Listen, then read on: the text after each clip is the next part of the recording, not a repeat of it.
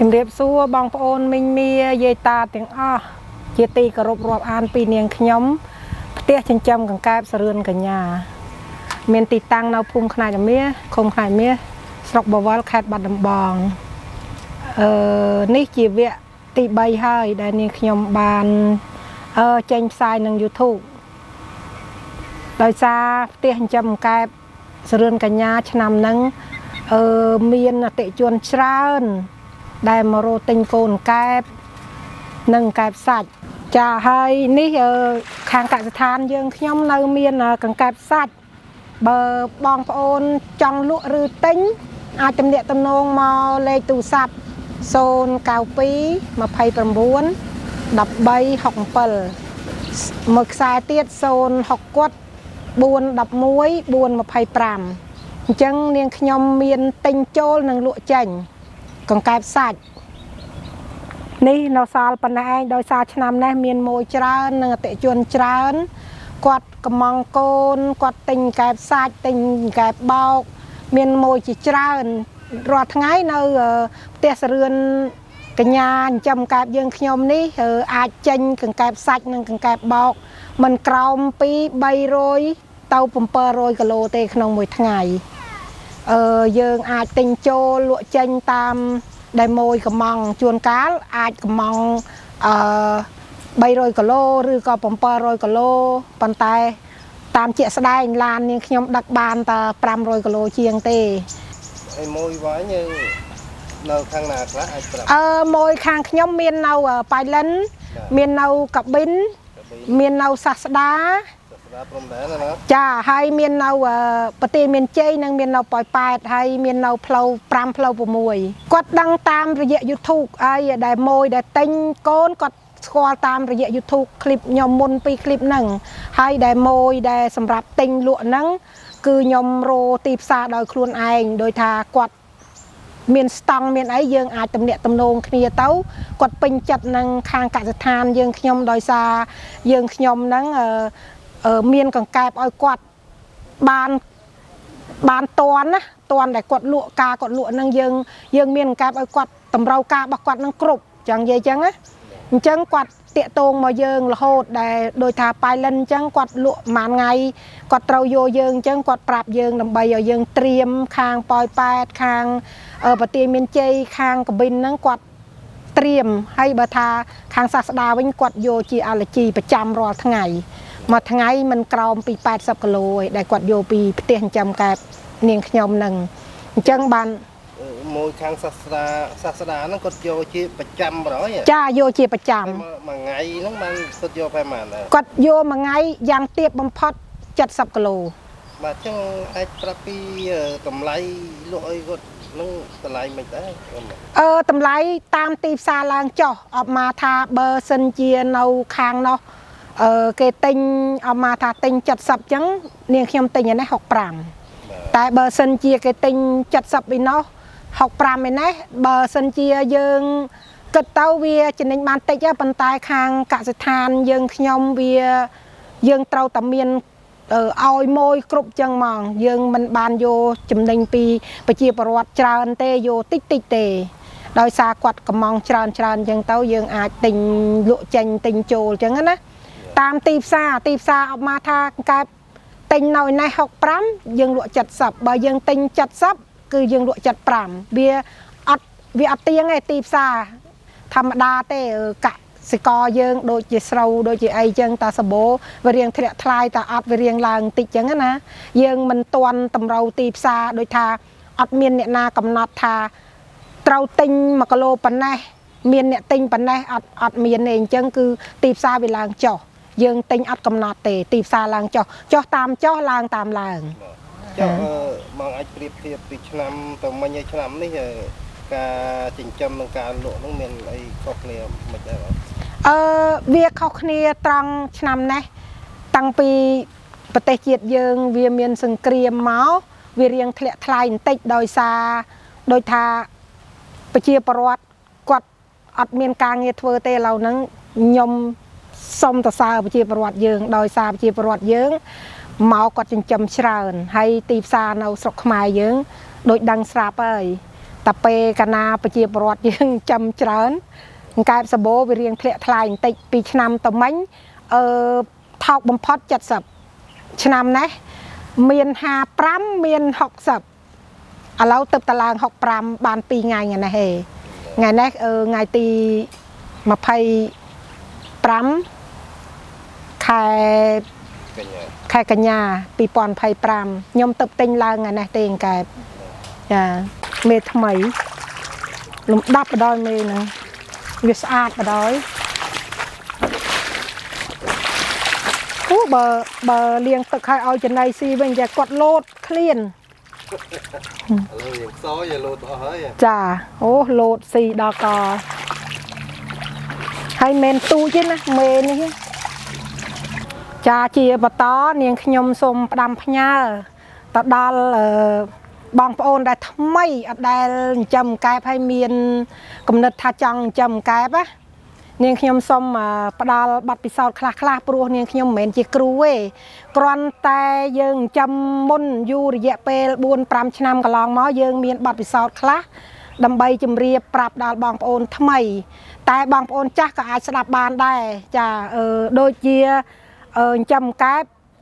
មានតែយើងទី1យើងមានតង់ដេជាតង់ដេជាអីហើយយើងទិញកូនទៅដាក់ចិញ្ចឹមជាលក្ខណៈគ្រួសារក៏បានជាទ្រង់ទ្រាយធំក៏បានតាមធនធានដែលបងប្អូនមានអញ្ចឹងខ្ញុំសូមឲ្យបងប្អូនដែលគាត់អត់មានការងារអ្នកម្ដាយដែលនៅមើលកូនតូចអាចចិញ្ចឹមកង្កែបជាលក្ខណៈគ្រួសារឬក៏លក្ខណៈទ្រង់ទ្រាយធំក៏បានដែរវាអត់មានផលពិបាកអីឲ្យយើងនឹងហត់នឿយអីច្រើនពេកអត់មានទេចាំមើលបងឯងជួយប្រាប់វិញមើលចាប់ផ្ដើមថ្មីបំផុតនោះមានអីខ្លះចាប់ផ្ដើមថ្មីបំផុតទី1យើងត្រូវមានលុយអត់បានទេ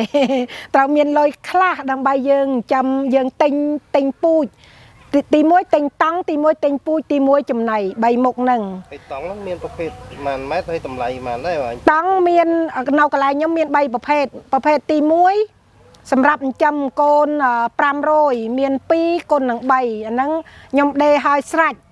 ដែលហត់តែបងប្អូនយកទៅ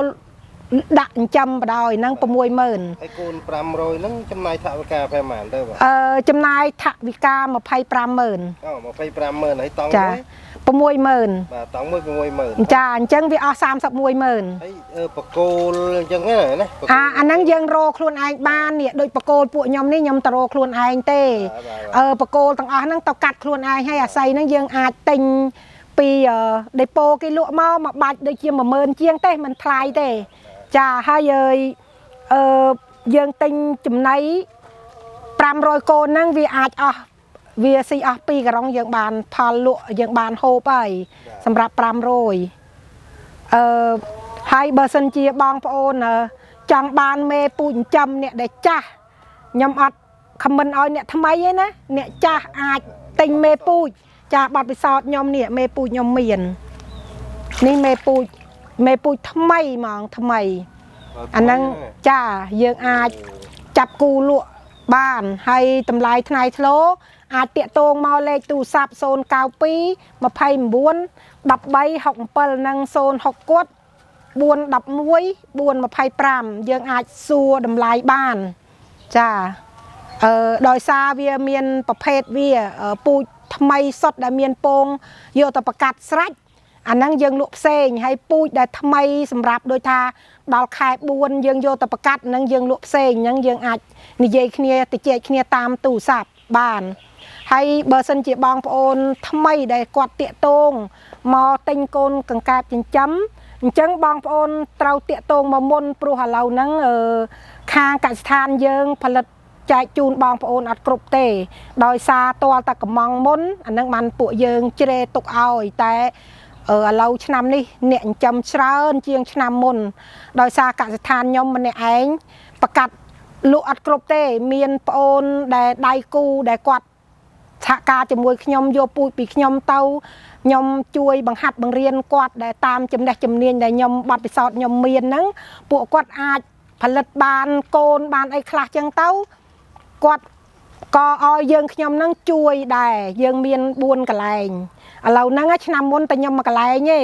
តែឥឡូវមានបងប្អូនដែលគាត់ចិញ្ចឹមបានជោគជ័យដូចខ្ញុំដែរ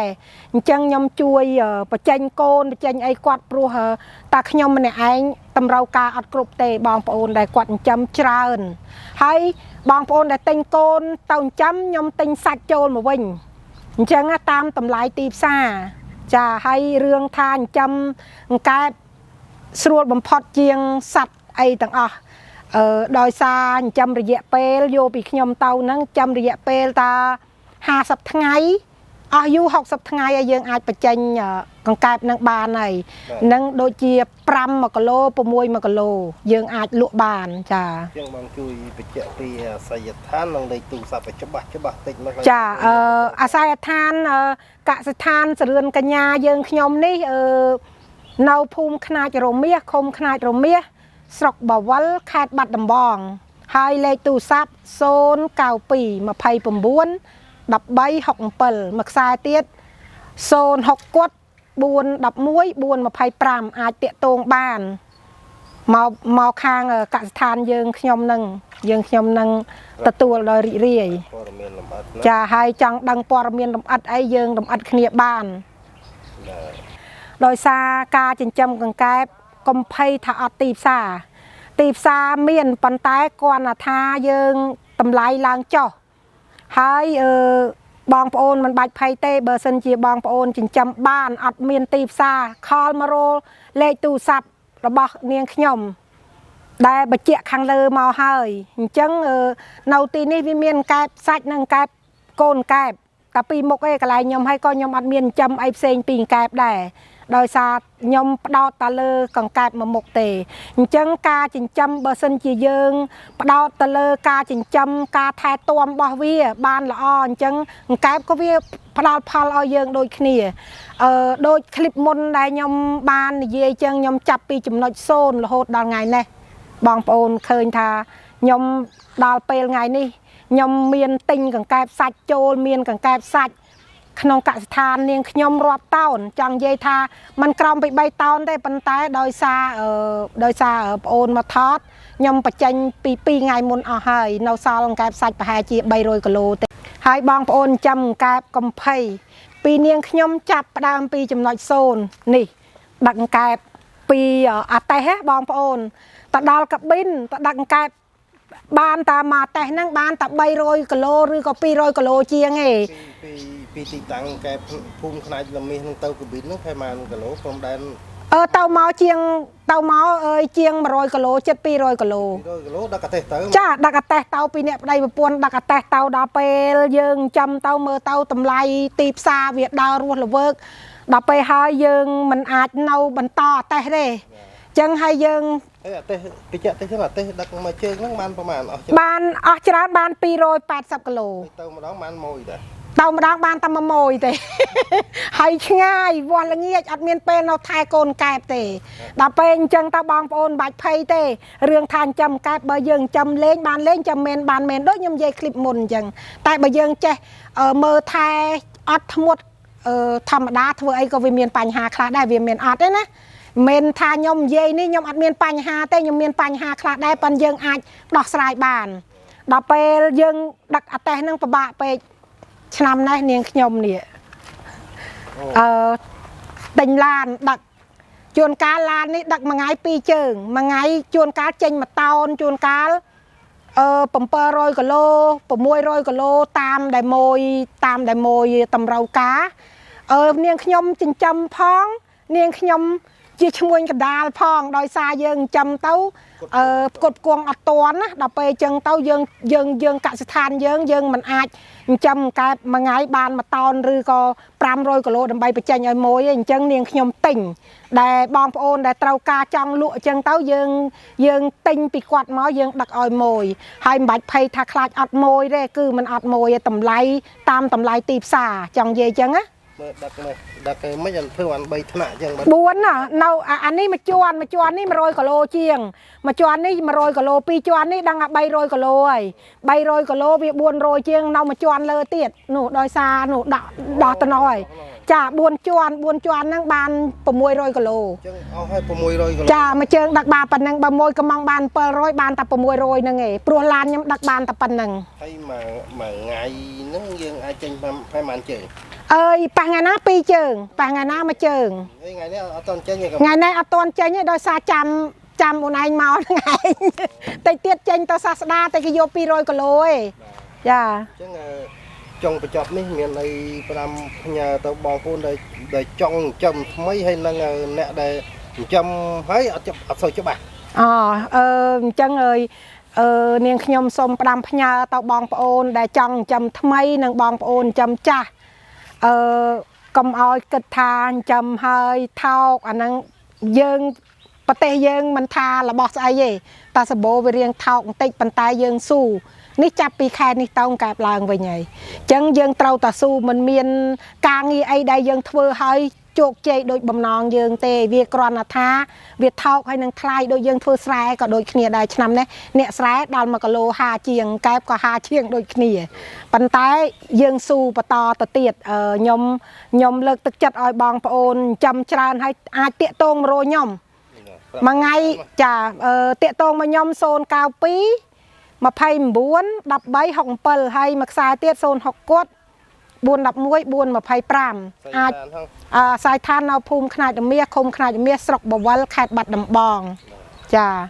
សូមតាក់ទងមកយើងនឹងពិភាក្សាគ្នាអ្នកដែលចង់ដឹងព័ត៌មានលម្អិតពីការចិញ្ចឹមធ្វើម៉េចឲ្យបានផលឲ្យចំណេញអាចតាក់ទងមកខ្ញុំបានខ្ញុំនឹងរីករាយខ្ញុំចេះប៉ុណ្ណាខ្ញុំប្រាប់បងប្អូនប៉ុណ្ណឹងមិនមែនគ្រូទេគ្រាន់តែមានបទពិសោធន៍មុនបងប្អូនប៉ុណ្ណឹងឯងចាអរគុណជម្រាបលា